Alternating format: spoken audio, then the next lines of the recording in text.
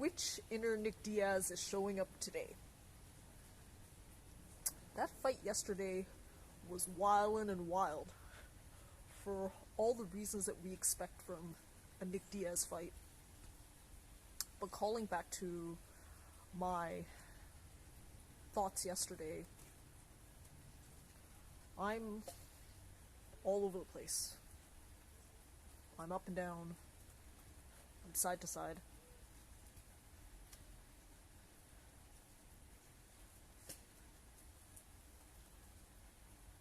The visuals hopefully show what I'm dealing with here.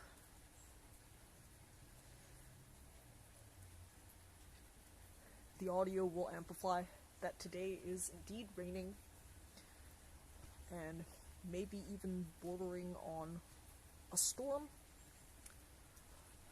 Last week, or the week before, we had a couple storms, and I kept soldiering on, swimming, training, 80 minutes per day, with only one rest day when the pool closes.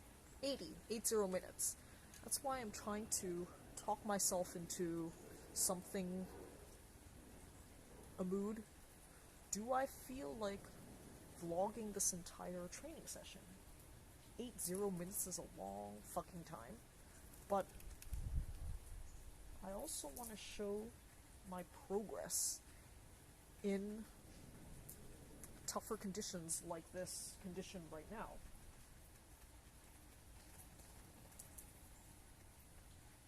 The rain is pitter-pattering lightly onto the pool, so this is less of a precarious position than 2 weeks ago when we had a legitimate thunderstorm and the rain was pouring down, soaking, sopping wet, like my pussy, in the water.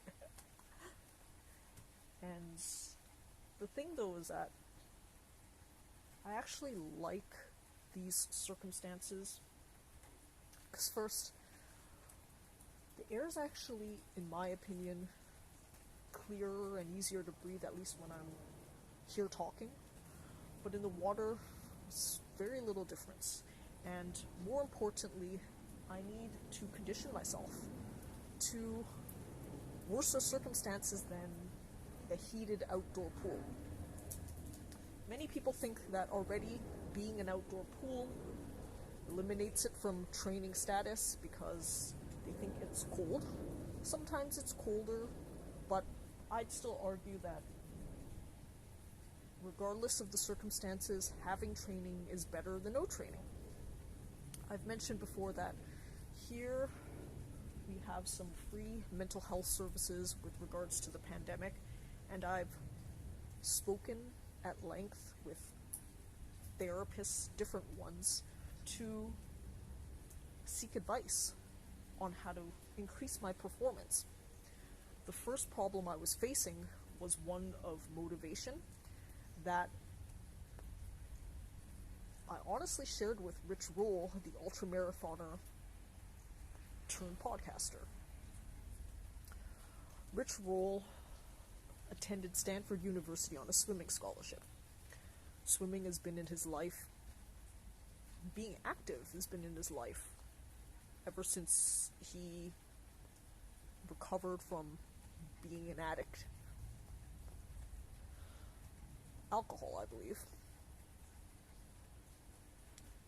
So, Rich shared his experiences with trying to swim during the pandemic. He found that having to book a time, an appointment time at his local pool was just enough to prevent him from doing it regularly. That's a problem. That's a problem that I struggled with too, because of course there was a period of time where probably all facilities were closed, but there was a period of time, at least before this pool opened, that public pools were open. But the problem was those pools were far away, and I'd have to invest a lot of time just to arrive, let alone the training itself. So I was really judging myself for that. I really wish that I had the motivation to swim earlier. But what I did was I substituted instead with what I had motivation to do. Dance, breakdance, choreograph. Despite the fact that the dancing, breakdancing, choreographing is maybe different tangent in my adventure career, it was still a fun one that I fully chose to invest in, and it was the one I was feeling because I did it right on my porch as I've been vlogging for the entire year, pandemic year and beyond about. So sometimes it's just about flow. When I'm speaking about motivation, it's selective or prioritized motivation.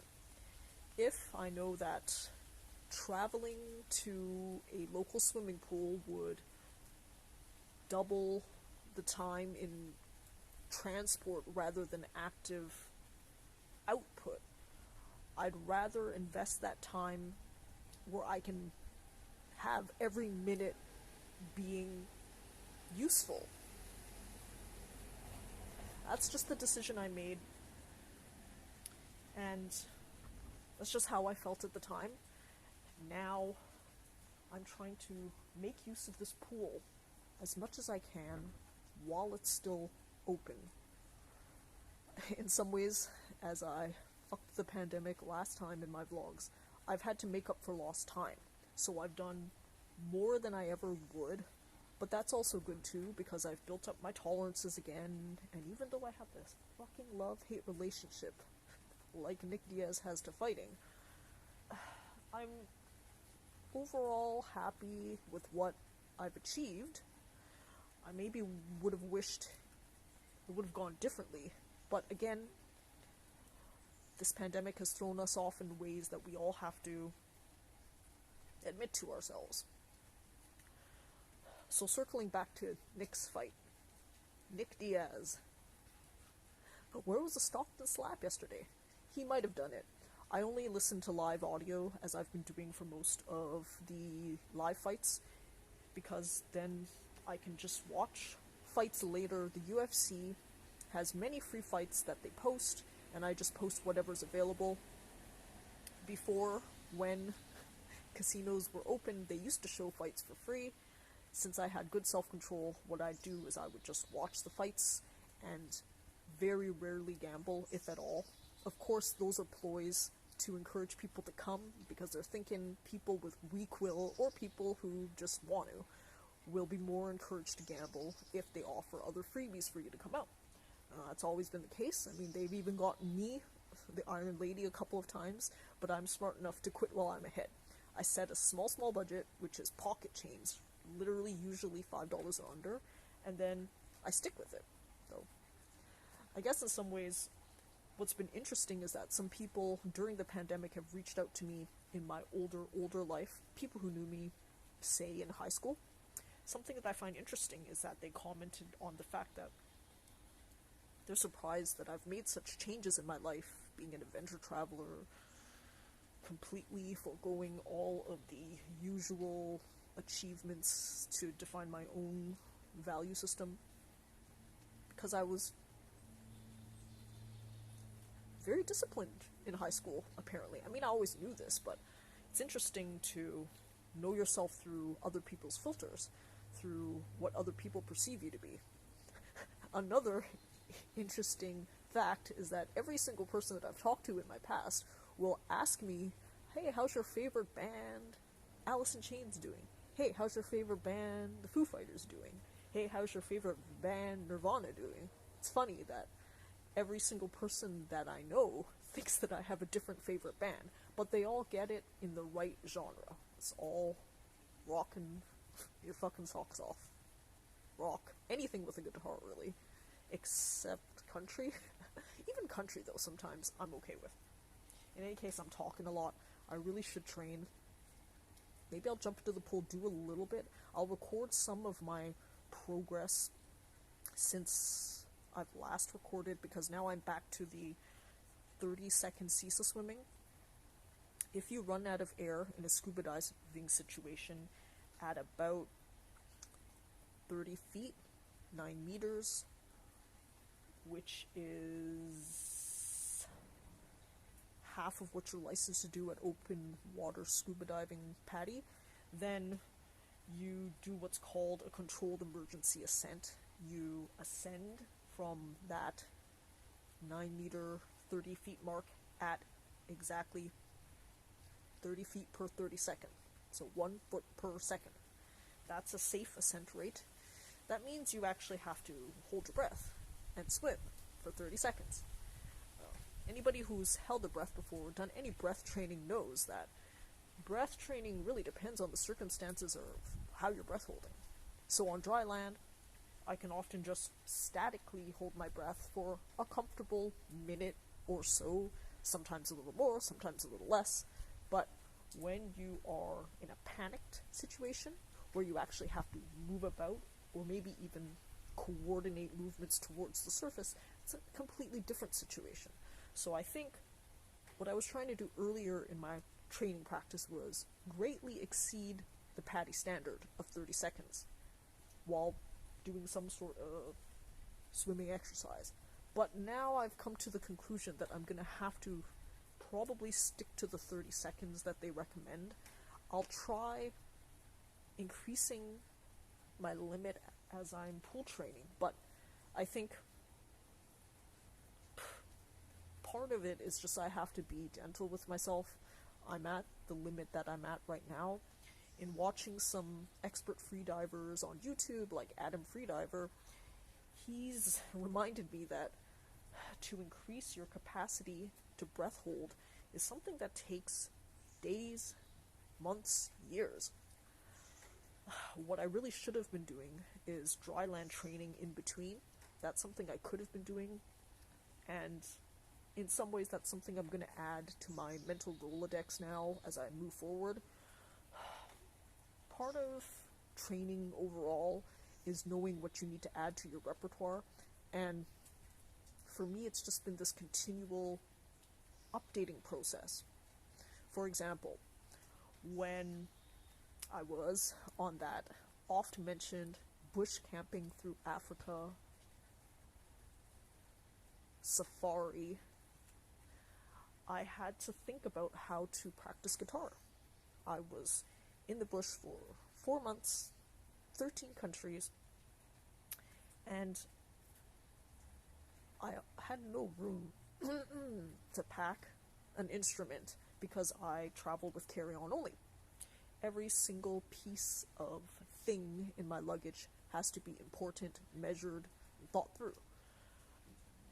That's for many reasons, but that's been my mode of traveling, and I think it's the best way to travel. How was I going to practice guitar then? I started actually miming it out, imagining the guitar in my hands and playing the chords as if I had a guitar in my hand. And that's actually something that completely changed the way I interacted with my guitar. I actually remembered everything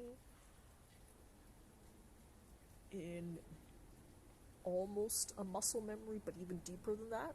So maybe this is something I just have to add to my mental Rolodex. And the problem is that my mental Rolodex is going to get so long because I have so many things I'm interested in. That's part of the gift and the cursed. I like too many things. I like too many things. I just really sometimes have trouble niching down and focusing. But what I'm going to do today is I'm going to focus on training. I'm going to film some training, and then I'll just have to bite the bullet and stop the training when I feel like I have enough. Because I think 80 minutes is too long for a vlog. But who knows?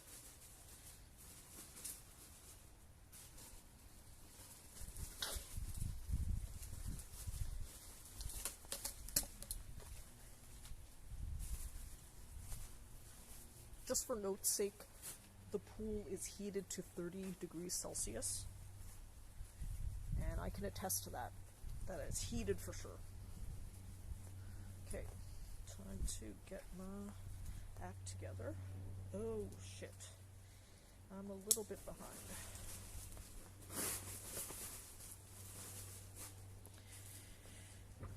Here's my dive watch.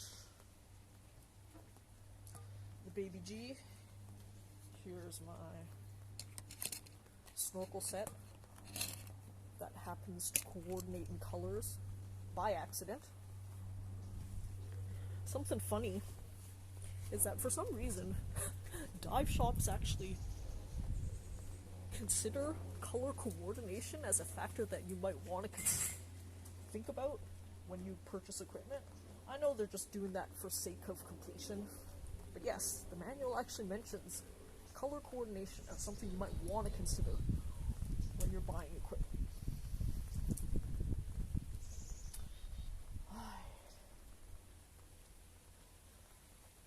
To be honest, even the temperature outside right now is probably 10 degrees Celsius, maybe a little lower. But once I'm in the water, I hardly notice.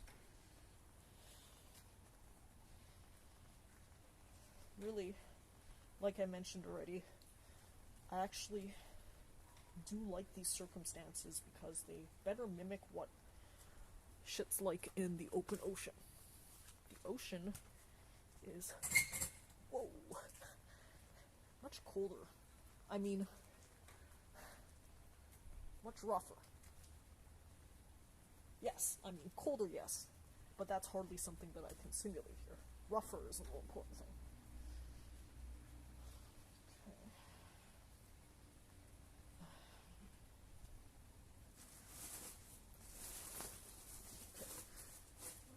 Gonna leave everything like that. 51.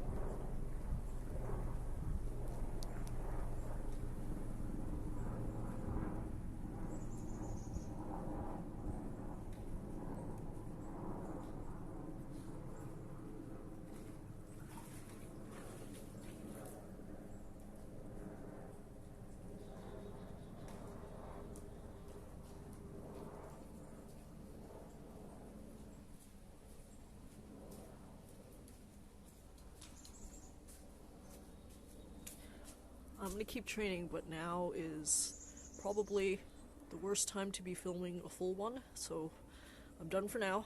I gotta review footage. I'll probably still continue to train, but I think people are maybe gonna come? Who knows?